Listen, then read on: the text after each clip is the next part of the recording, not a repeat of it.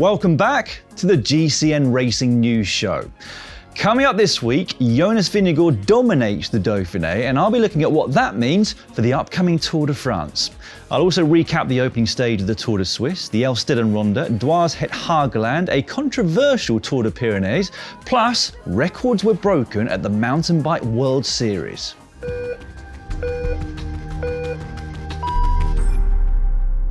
This week in the world of racing, we learnt that Nino Schurter is now officially the best cross-country mountain biker of all time. In winning in Lenzerheide yesterday, he's now the person with the most victories ever in XCO World Cup rounds, one ahead of the great Julian Absalon. And what a way to do it in the rainbow bands in his home country of Switzerland. For a full roundup of all the events from the weekend, check out the GMBN Racing News Show over on our sister YouTube channel. We also learned that pro cyclists sometimes can be like us. This is Donovan Grondin suffering from a severe cramp at the Critérium du Dauphiné, a moment that I'm sure he was delighted was caught on TV cameras as well as by roadside spectators. We also learned that you're not going to get very far in a race without a bottom bracket, but take note of this level of professionalism should this ever happen to you. Make sure you put your head unit back on your bike, because if the walk back to the van isn't on Strava, it didn't happen. And finally, we learned that Jonas Vingegaard is the man to beat at this year's Tour de France. He was on a level of his own last week at the Critérium du Dauphiné, winning 2 stages and the GC by almost 2.5 minutes. They were the 9th, 10th and 11th wins of his season so far, which means that he's almost doubled his tally of career pro victories in the space of just 4 months. 12 in the first 4 years in World Tour career and up to 23 now. Now, it's the biggest margin of victory at the Dauphiné in over 30 years. Adam Yates finished in second place at 2 minutes 23, with Ben O'Connor third for the second straight year at almost 3 minutes. This is how the final top 10 on GC looked. It was a good week actually for the Aussies, who also took 4th and 5th with Hindley and Haig respectively. And hats off to the latter, considering he'd not long completed the Giro d'Italia. Martin, Meintjes, Troyan, Rodriguez and Alaphilippe rounded out that top 10. Now, this is normally the point where I assess how the race was won, what mistakes were made by those that didn't win, etc. But quite frankly, there isn't a whole lot to unpick. Vingegaard looked like a pro rider in a junior race and was never once in trouble over the 8 stages. Now, there were a couple of times when he was without teammates, but in general, they were completely in control too. Add in Van Aert and probably Kelderman into the mix as well, and they're going to be even stronger at the Tour de France in 3 weeks' time. And that's even without Steven Kruijswijk, who broke his collarbone and pelvis early on in the race. So there are no question marks over Vingegaard or his team, but there are a lot of question marks over some big name riders who massively underperformed at the Dauphiné. Enric Mas, 18th overall at 8 minutes 40. Mikel Landa, 22nd at 12 minutes 54. Dani Martinez, 23rd at 13.5 minutes. Gaudu, 30th at almost 26 minutes. And Richard Carapaz, 36th at well over half an hour down on the GC. Now, I am aware, as you all are as well, that Vingegaard and Pogačar at full fitness are going to be on another level. But at full fitness, all of the aforementioned riders should be fighting for a podium place at the Tour de France. Yes, there is still 3 weeks until the start, but that's a lot of form to find in that time, particularly given how tough that opening week is.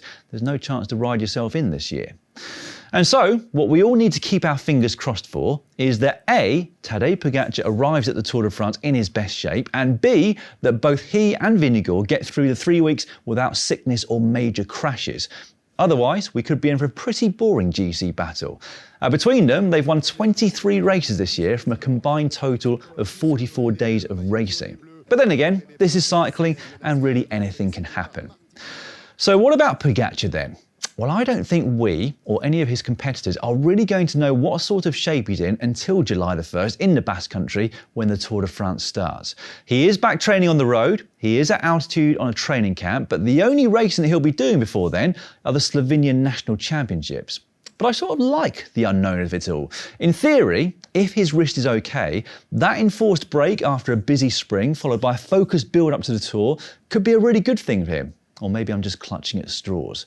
Let me know in the comment section down below. Who is your favourite for the Tour de France as things stand? Vingegaard, Pogačar, or someone else entirely? Sticking with the Dauphiné, it was the first time since 1960 that French riders won the first 3 stages of the race. Christophe Laporte took the first yellow jersey after catching a heartbroken Rune Hedegaard just metres from the line. His second stage victory 2 days later means that in total, Jumbo-Visma won 4 of the 8 stages, the points and the general classification. Julian Alaphilippe was back to his winning ways on the second stage of the race and back to being as flamboyant and unpredictable as ever for the rest of the race. I think everyone was delighted for Mikel Biel of UAE, who took his first pro victory on stage 4.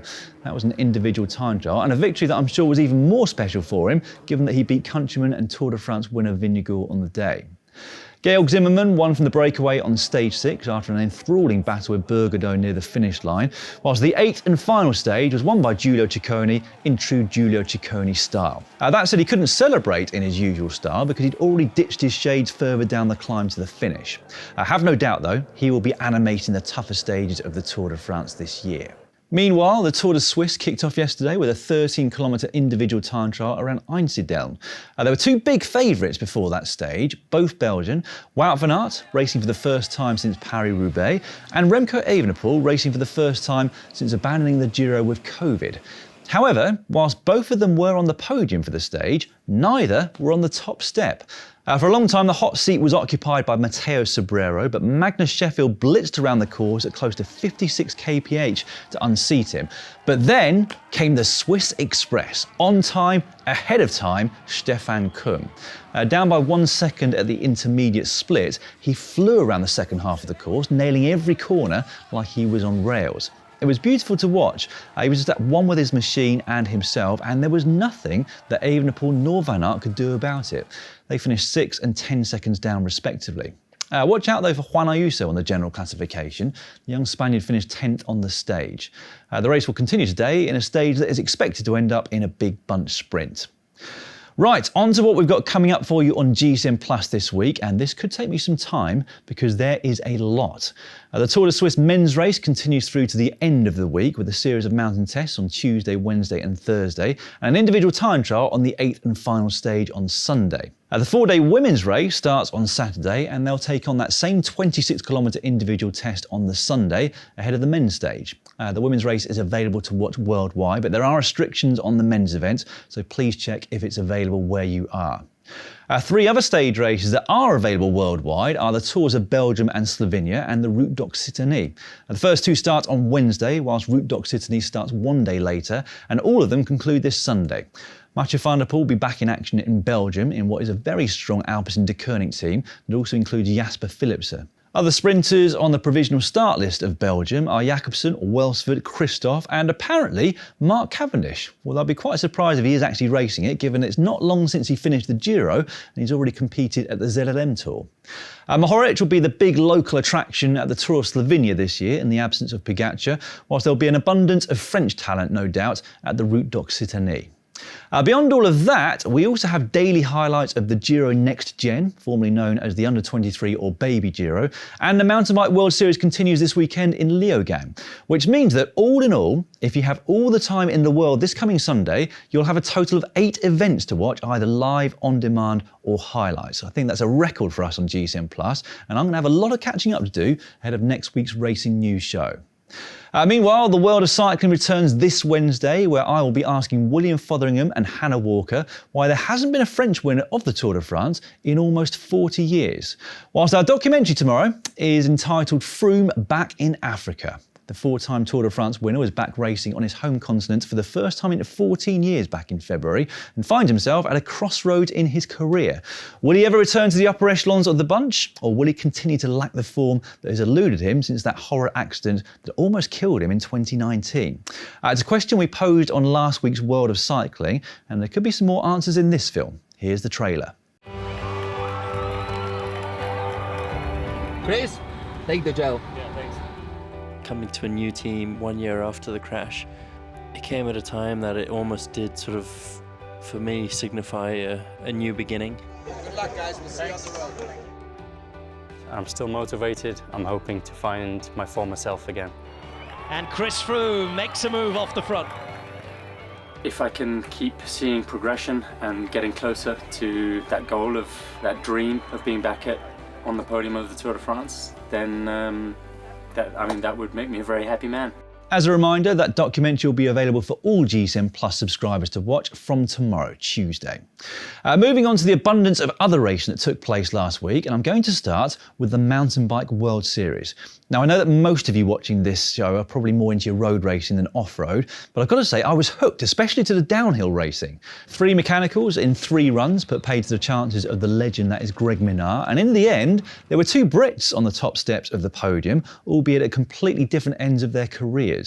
In the women's, 35-year-old Rachel Atherton was making her return to top-level competition for the first time in 4 years. In that time, she's given birth to her daughter Anna in 2021 and then struggled a bit with injury, but she is well and truly back now. That was her 35th victory in rounds of the World Cup and 13 years since her first.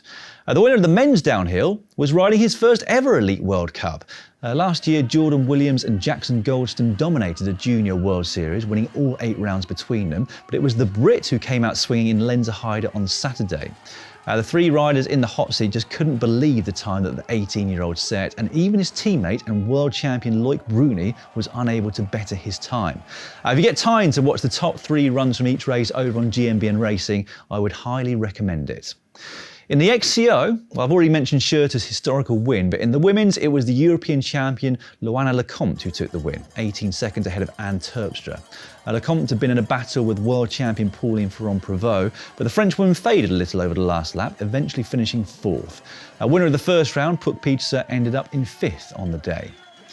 Back to the road, and there was no fairy tale return to competition for Mathieu van der Poel on Saturday at the Duracell Dwars het Hageland. He punctured out of the winning move in the closing kilometres and, despite a chase with his teammates, never got back to the front. He'll be back in action now at the Tour of Belgium. It was a race that looks like Quick Step's Toulouse near the end. Initially they had 3 riders in the front group, that went down to 2, and when it split near the finish there was one of them in each group. Both sat on, much to the annoyance of those with them. That probably made Rasmus Tiller even more determined though, and he powered his way to his 2nd victory at the race. Another great result for Uno X. Stan van Tricht of Quick Step was 2nd, with Florian Vermeersch disappointed in 3rd. One day later, we had a bunch sprint finish at the Elfstedenronde, and it was once again Uno X bossing things at the front. So fast was their lead out that riders in and around 5th place were unable to hold the wheel. Thankfully, a quick response from Alpecin de Koning mitigated the situation for Jasper Philipsen, who then won the sprint with relative ease from Fabio Jakobsen and Caleb Ewan. It was the 5th win of the season for Philipsen, and they've all been big ones, either because of the calibre of the race or the calibre of the riders he's beating, or both in some cases. For me, he is going to be the sprinter to beat at the Tour de France this year. Now, one rider that won't be at the Tour de France this year, and probably won't be until he changes teams, is Olaf Koy of Jumbo-Visma. But given what he's done this year and last week at the ZLM Tour, wouldn't it be great to see him on the start line? I mean, obviously that's not going to happen, but on pretty much any other team, he'd be a dead cert to be on the starting 8. Along with Malia, he's had the most wins of any sprinter so far this year, albeit with one of those being the GC at ZLM. He wrapped that general classification up along with the point and youth classifications with a sprint win on the final stage ahead of Welsford and Marechko. The Italian had taken a win on stage 2, but was beaten the following day by Arvid de Klein. Tudor Pro Cycling continued to impress me this season. Prologue winner Niels Eekhoff would end up having to settle for 3rd on GC due to the time bonuses picked up by the sprinters on the road stages. The only stage that didn't end up in a sprint was stage 1, and there was a tactical masterclass there from neo-pro Jentel van der Velde of Tour de Tietema Unibet. He jumped from the breakaway just after the neutral service car had gone by, getting a sneaky but legitimate draft for a couple of seconds, enough to get some separation from the rest of the break, and enough ultimately to take his first ever pro victory. Brilliant stuff. Right, shall we talk Tour de Pyrénées? The 3-day race was cut to 2, with safety concerns leading to the cancellation of the 3rd and final stage.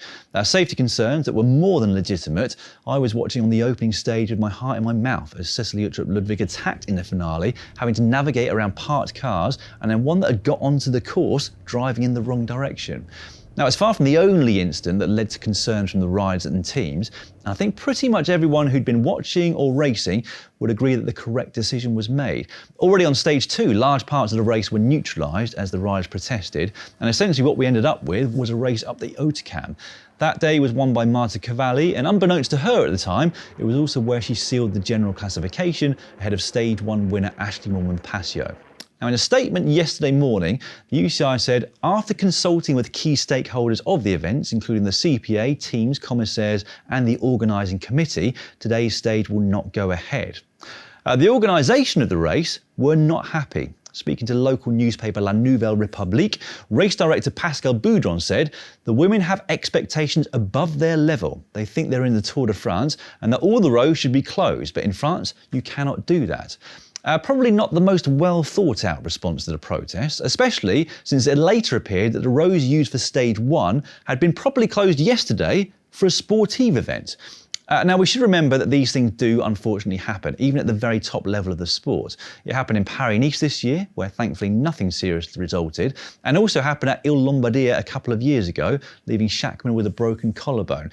But the point is, it shouldn't happen. And if riders and teams feel like their lives are being put at risk, if they don't have the confidence that they're going to be kept safe from public traffic, then nobody can say that they are in the wrong to protest and make a statement, refuse to race, and ultimately protect their own safety in the only way they can. Let me know your thoughts on that in the comment section down below. And finally, at the newly named Giro Next Gen, European time trial champion Alex Sejar won the opening time trial stage, a massive 12 seconds ahead of Leo van Bell. Sejar will wear the leader's pink jersey going into today's first road stage, which features a tough finish into Carrasco. Highlights will be available a few hours after the stage on GCN+.